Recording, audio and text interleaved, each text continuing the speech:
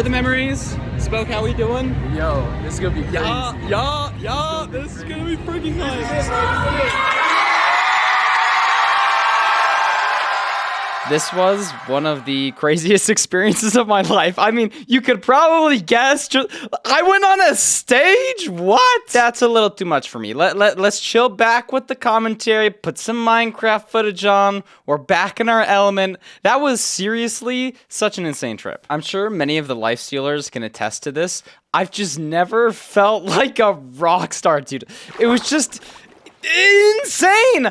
Okay, first of all, I get picked up from the airport by a guy holding a sign for me, like, to pick me up, bro. I'm used to going on Uber rides, which is like a random stranger, and then it's just this guy dressed in a suit.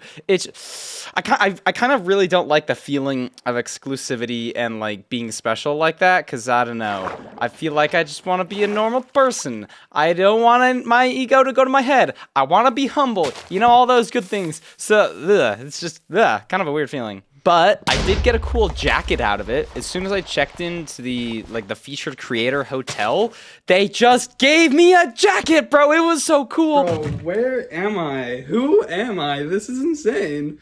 Why? There's so many security people outside, and like, it just feels all exclusive.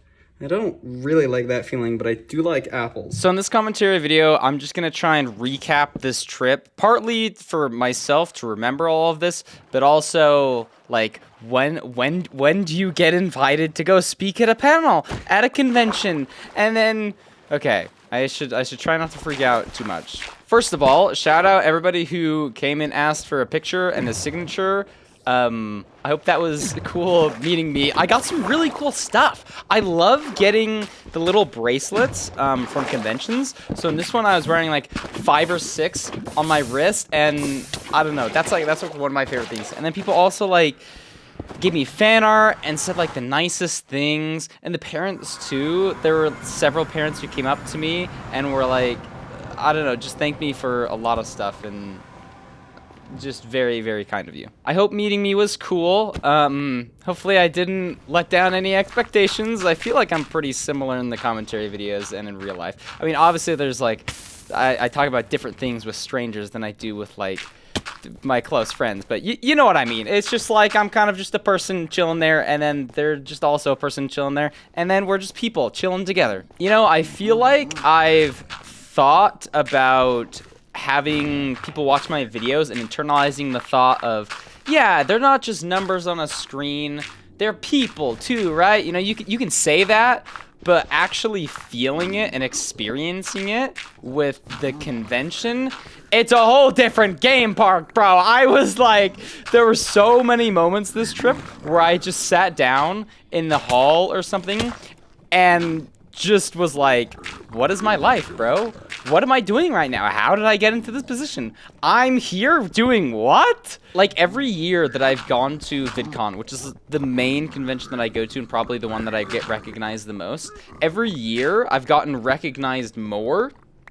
And this year was crazy, especially because I also just had a meet and greet, so I'd never done one of those before. And honestly, that was just really similar to the regular convention, because people already come up and ask for pictures and to meet, and it's very a very similar vibe. So honestly, I wasn't like nervous for it at all, which I guess I don't know if I was expecting for myself to be nervous. No, I guess I kind of thought I would be a little bit nervous. You know, I walked out from behind a curtain to this line of like 120 people, all that had like signed up to just like talk and get a picture with me. So I thought I'd be a little bit nervous, honestly, but I was like mad chilling.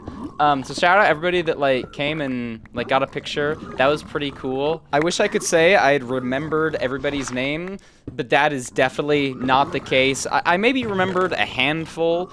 I remember, maybe most notably, the first person that ever asked a picture with me. Wait, was that proper grammar? I don't know. It was probably close enough. The first time I ever got asked to take a picture was at VidCon 2 years ago, maybe 3 years ago, something like that. It was like the first 20 seconds that I walked into the convention hall, somebody came up to me. That person was there. Shout out Savannah. Hi, Savannah. And then I was getting dinner later too. And then saw it, I was like, oh, dang. This is just like, I don't know. It's crazy. But let's run through the convention a little bit. There were a couple noteworthy moments, and maybe I won't share all of them. But one, obviously, the panels. I'd never done a panel before, so low-key, I was curious if I would get nervous. And I definitely did on the first one for a minute or two, but I settled into it. And by settling into it, the first like 10 minutes, I was really thinking to myself, I don't know if I like doing these panels. The nerves had kind of gone away a little bit. So this panel wasn't the one that I showed on screen. That was like the second one about lifesteal. That one was cooler than the first. I mean, the first was just really cool because it was like a panel, but it was smaller and like more low key.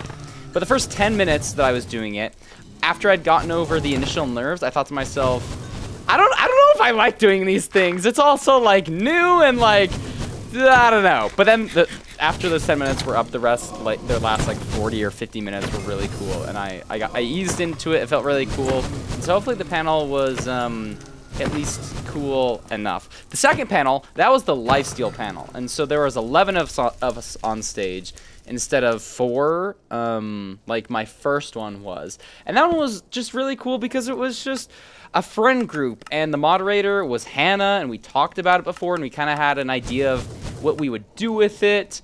And I think the Lifesteal group is just a really special place. VidCon is a really special place, and I think it went really well.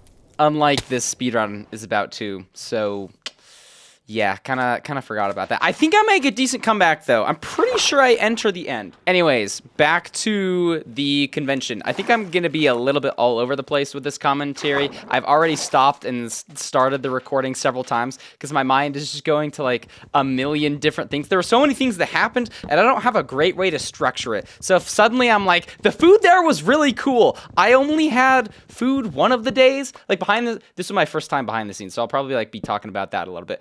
Every year I've seen the curtains, you know, but I'm like, what's behind those curtains? And this year I finally got to experience it. But I completely missed the food on 2 of the days. And then on the third day, it was just really good. So I ate like lunch with my friend Ken. And then I think I did some streaming with Tubbo. Oh my gosh, shout out Tubbo, by the way.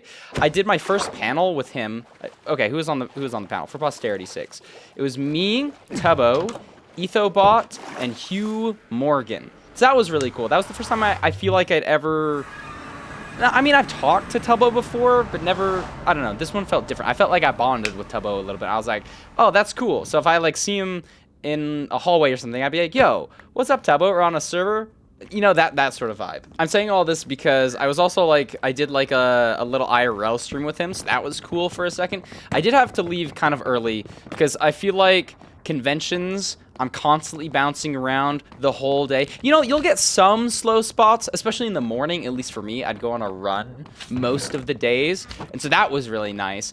But lots of the time throughout the day, I just have so many things going on. I'm like, okay, I gotta go here, then I gotta go here. I gotta take this picture. I gotta go sign posters for Naked and Afraid. I got this dinner, but wait, I'm double booked on a dinner. So one of the times that I went to dinner, I'll probably be zooming through this like really fast, honestly. We'll see if I can get 2 commentary videos out of this. But one of the dinners was my taco dinner, right? That I've done 3 years in a row. And so I really don't want to miss this taco dinner.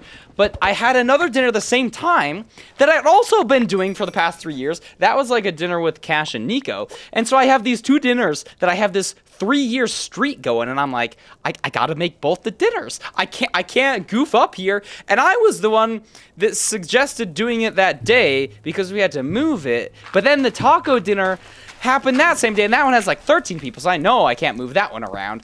And basically what I ended up doing is going to the taco dinner first because I managed to delay the Cash and Nico dinner 30 minutes or an hour so I could make it. But the taco line was so long, bro, which is kind of a good thing. Like, if you are going to a restaurant and the line is really long, you know the food's gonna be good. Well, I mean, not always, but this food was so good. It's like away from the convention area. One of our friends told us what it was like 3 years ago because he's kind of a local. He's in the know. And then I got myself, what was it, horchata with my taco. No, I didn't even get a taco this time. I got a flippin' burrito because like last year I got a taco. You know what I mean? I got to try out all this stuff. You can't like pin yourself to... Anyways, what was I talking about? The point is, the tacos were good. The horchata was amazing, but I didn't eat it all. Because number one, it was just a massive burrito. Good portion sizes there. Oh my gosh, shout out. I don't even remember what it was called. Now I feel bad. I wish I could shout them out. But the burrito is so big, I didn't eat the whole thing, so I was taking leftovers. And so I took leftovers to a pizza place, which was my next dinner. And so I walked in, and I was like chatting with the people. I was like, yeah, I already got my dinner right here. So I just like fully wasn't gonna eat. But then some of the people were late, and so we were waiting there for a second. I got to talk to... But can I even say this person's name? I mean, he probably wouldn't mind, but he also doesn't like post videos anymore. I just keep it low-key. I talked with like a really old friend of mine in the YouTuber space for a while we were waiting for the rest of the group to catch up. And then as soon as the full group got there, our group was suddenly 11 or 12 or 13 people. And so the pizza place was like, it's going to take a long time. And we were like, okay, we'll go to a different place. So then we went to a restaurant right next to the pizza place. So I guess technically we broke our streak of pizza, even though I ate there the day before, actually, for a dinner. So it kind of worked out because I'd eaten there yesterday. Man, I feel like I'm speaking a million miles an hour, aren't I? Calm down. Nah, it's fine. We can keep speaking a million miles an hour. So I go to the second restaurant. We all go inside, get this massive long table. They put like another table next to it. We get our menus. We start getting our water, ordering. We've sat down. And then half the group decides that they can't eat anymore because they have a party that they need to make it to. And so we just fully cancel the dinner after we've sat down. And we're like, sorry, waiters. Like, we're actually just going to head out. And it had been like a half hour to an hour at this point, which was honestly good because it just gave a lot of time to catch up. Like I talked to Cookie, a cookie god. He's like one of the OG members of this dinner group, and I hadn't seen him in a long time. So I was chatting up with them, but then they were going to this party, and I wasn't going to go to another party because I'd like been to a party the day before, and I wasn't really feeling it. So I was like, okay, I'm just going to head back to my hotel room. And so I go back to my hotel room with my still half-eaten burrito, and then I eat that the next morning for breakfast, which maybe I shouldn't have waited so long, but low-key, I think it was kind of fine, honestly. But I end my day having gotten both dinners. I keep both 3-year-long streaks, and that's kind of the end of the speedrun. So low-key, I actually gotta like end this commentary. Maybe I should make a part 2. Have I? I don't know. That might be a little bit lame. I'll make another commentary at another point. But that's gonna be it for this one. I hope you guys enjoy and have a good day. Thanks for saying hi, and I'll talk to you later. Okay, peace.